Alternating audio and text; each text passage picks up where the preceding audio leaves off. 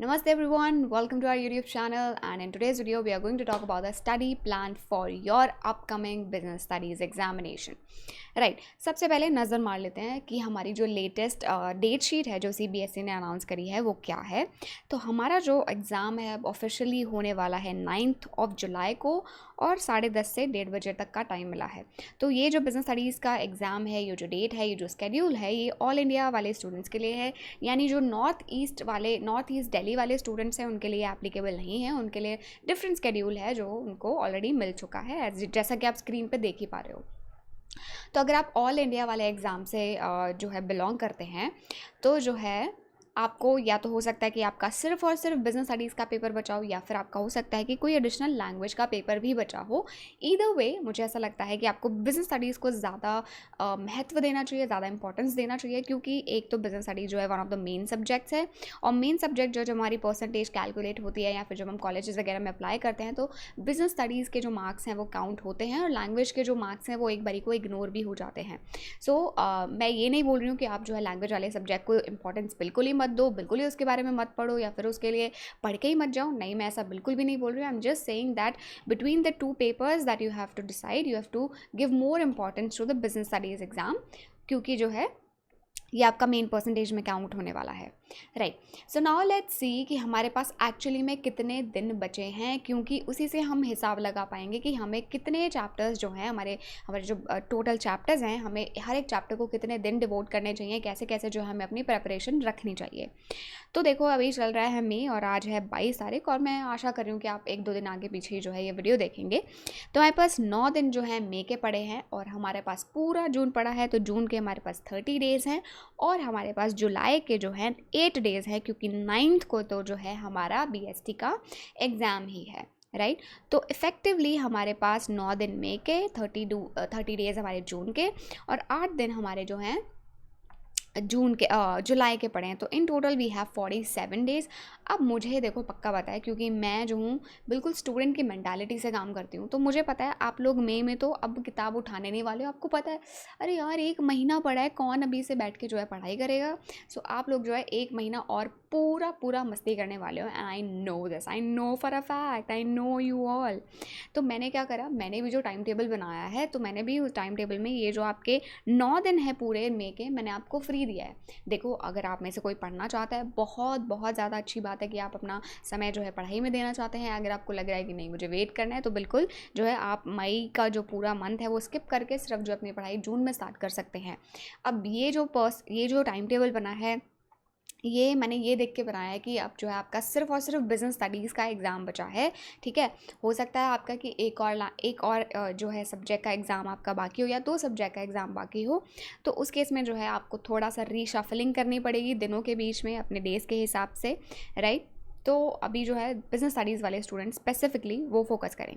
तो हमने क्या करना है, हमें जो है सबसे पहले ये देखना पड़ेगा, ये वाला चार्ट जो है, मैंने एक और वीडियो बनाई हुई है इंपॉर्टेंट टॉपिक्स की, तो वो वीडियो बहुत इंपॉर्टेंट है, उस वीडियो को ज़रूर जाकर देखना आप लोग।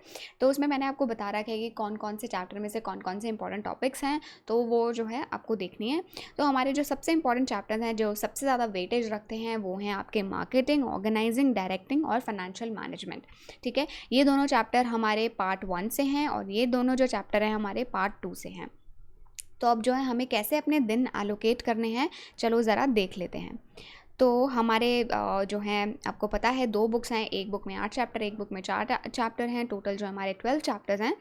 और सबसे पहले जब हम पढ़ाई अपनी शुरुआत करेंगे, हम मुश्किल चैप्टरों से करेंगे, यानी जो जिस चैप्टर का वेटेज सबसे ज़्यादा है उस चैप्टर को सबसे पहले उठाएंगे और उसकी जो है पढ़ाई स्टार्ट करेंगे।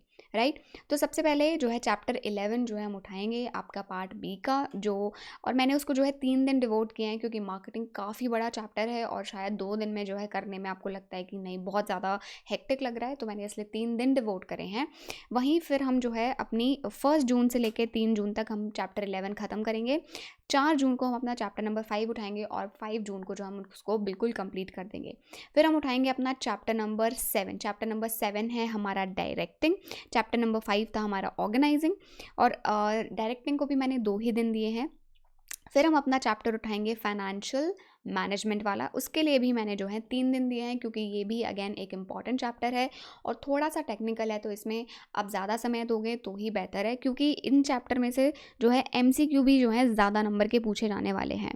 ओके, फाइनेंशियल मैनेजमेंट से 3 नंबर के MCQ या 1 मार्क क्वेश्चन जो है पूछे जाएंगे, और मार्केटिंग में से भी पूछे जाएंगे। तो इसमें जो है आपको बारीकी के साथ पढ़ना पड़ेगा, ये नहीं है कि ऊपर ऊपर से पढ़ लिया और काम चल जाएगा, नहीं, you will have to study accordingly, और थोड़ा सा ध्यान से डिटेल में पढ़ना पड़ेगा।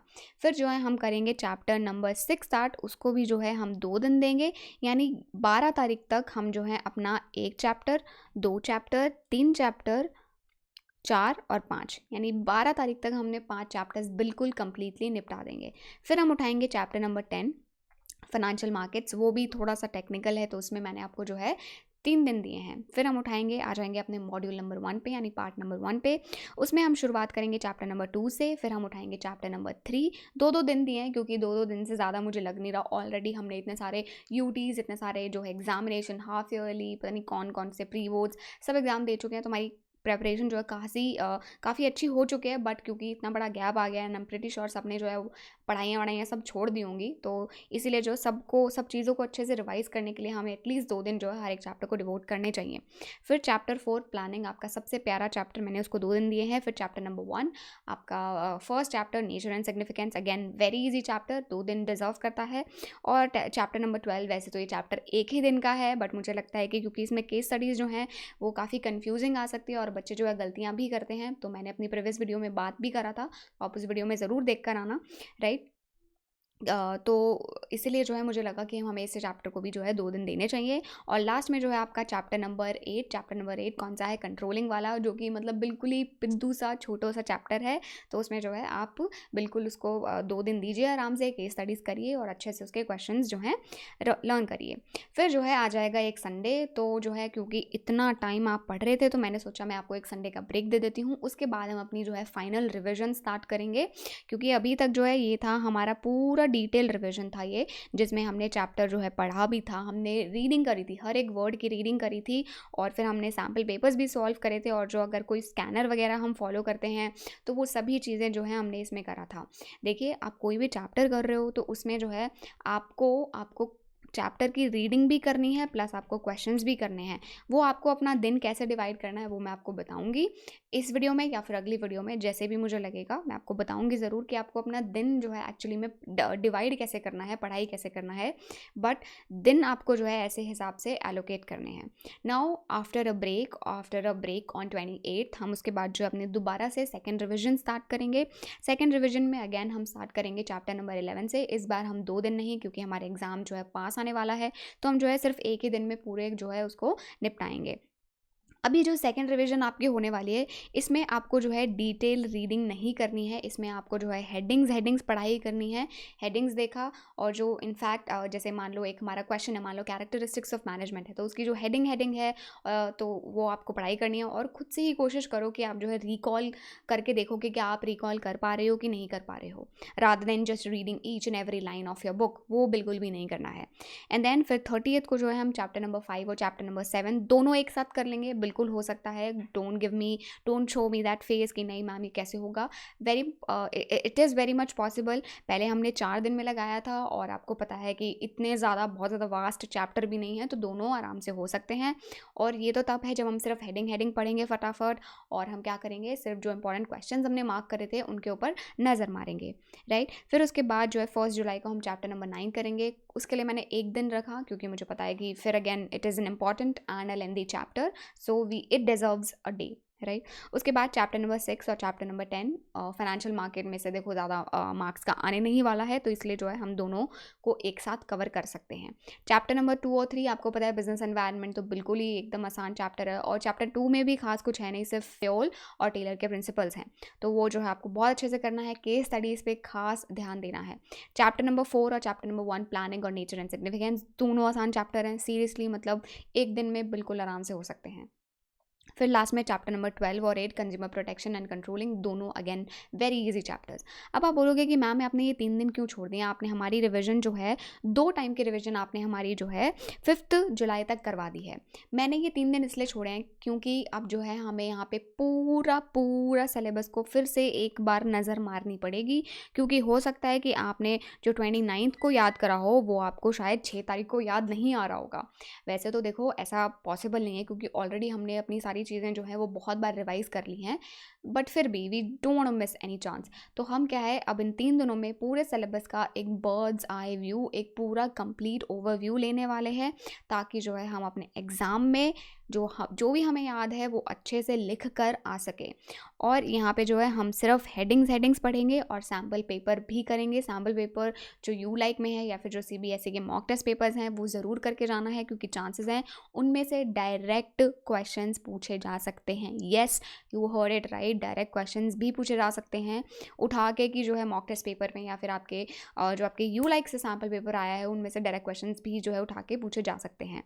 So that's it. And 9th को हम जो है पूरे मन के साथ, पूरी एनर्जी के साथ, पूरे कॉन्फिडेंस के साथ जाके अपना एग्ज़ाम देकर आएंगे। अब एग्ज़ाम में कैसे बैठना है, एग्ज़ाम में वो 3 घंटे कैसे जो है बिताने हैं, मैंने उसके लिए वीडियो बनाया है पेपर प्रेजेंटेशन से रिलेटेड, कि आपको जो है अपने आंसर्स कैसे प्रेजेंट करने हैं। वो वीडियो भी ज़रूर देखना, आपको आई बटन में वो वीडियो मिल जाएगा। बाकी अगर आपको लग रहा है कि आपको किसी चीज़ का स्ट्रेस हो रहा है, मैम बहुत टेंशन हो रहा है, कैसे होगा, then you can definitely drop me a message और drop me a DM on Twitter. तो आप जो है मुझे ट्विटर पे फॉलो कर सकते हैं, that's my Twitter handle iPooja Sharma @ आप ट्विटर पे ढूंढोगे तो मैं मिल जाऊंगी। So you can ask me by messaging me on DM, by messaging me on Twitter, ठीक है। और अगर आपको लग रहा है कि नहीं आप यहाँ भी पूछ सकते हो, तो आप कमेंट बॉक्स में जो है लिखो कमेंट, अपना डाउट पूछो, and definitely I will take it up. और अगर मुझे ऐसा लग रहा है कि कोई डाउट जो बहुत ज़्यादा रेपिटेटिव हो रहा है, तो डेफिनेटली मैं उसका एक वीडियो भी बना दूंगी। And I was planning to come live one day, ताकि मैं आप सबसे बातचीत कर सकूं। तो आप लोग जो है मुझे टाइम भी सजेस्ट करो कि मैं कब लाइव आऊं और आप सबसे बात करूं। आपको अगर कुछ लास्ट मिनट डाउट्स हैं, कुछ लास्ट मिनट्स सजेशन आपको चाहिए, तो वो भी आप मुझसे पूछ सकते हो। And that's it. ये जो स्टडी प्लान है ये थोड़ा सा फ्लेक्सिबल आप अपने हिसाब से रखो, क्योंकि ये मैंने अपने पर्सपेक्टिव से बनाया है, बट आपको नज़र में रखते हुए। सो अगर आपको लग रहा है कि ऊपर नीचे कहीं कुछ करना है, तो मैंने आपको बहुत सारे फ्री डेज़ भी दिए हैं, यहाँ भी मैंने फ्री डे दिया है, और मैंने आपको जो है मे के 9 डेज़ भी मैंने जो आपको कम्प्लीटली फ्री दिए हैं।